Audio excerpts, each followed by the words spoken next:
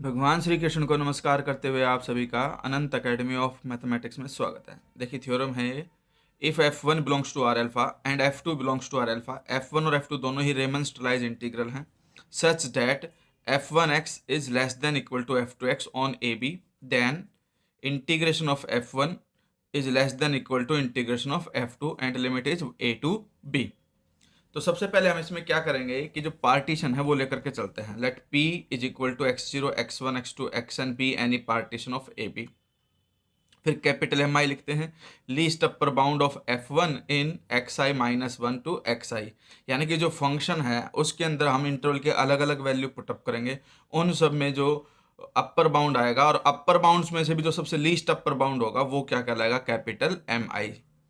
फिर M I dash ले लिया इन्होंने, least upper bound of f2x in xi minus one comma xi, यानी कि वो f1 का लीस्ट अपर बाउंड था, ये f2 का लीस्ट अपर बाउंड है और इंटरवल दोनों का सेम है। अब नेक्स्ट स्टेप में हम क्या करेंगे, यू पी एफ अल्फा का फॉर्मूला अप्लाई करेंगे। ठीक है, जैसे कि ये हमें गिवन है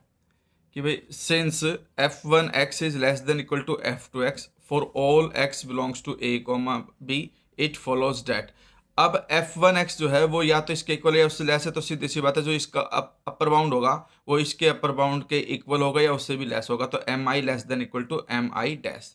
फिर U P F one alpha is equal to summation I is equal to one two N M I del alpha I, फिर less than equal to summation I equal to one two N M I dash del alpha I, क्योंकि ये इससे less है तो same चीज़ दोनों तरफ apply करोगे तो साइन नहीं चेंज होगा और ये बाद में साइन बन किसका बन जाएगा, you P F two alpha, क्योंकि यहाँ पे एम आई डैश आ गया तो उसकी जगह पे हम यहाँ पे यूज करेंगे F to.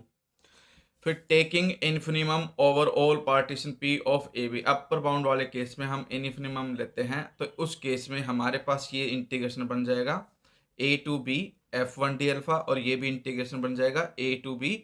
F two D alpha. बस ध्यान रखना अपर सम है इसलिए अपर एक बार लगा दोगे, ठीक है।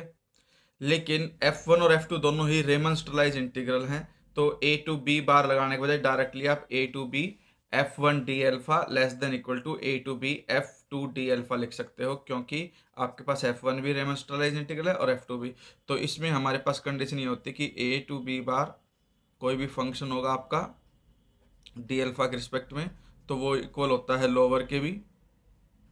ठीक है, और वो इक्वल होता है सिंपल ए टू बी। तो ये रेमन की प्रॉपर्टी होती है यहाँ पे, ठीक है, एफ डी अल्फा और एफ डी अल्फा। तो ये वाली चीज़ इसके इक्वल होगी, तो यही कंडीशन उन्होंने अप्लाई की है और यही हमें प्रूफ करना था।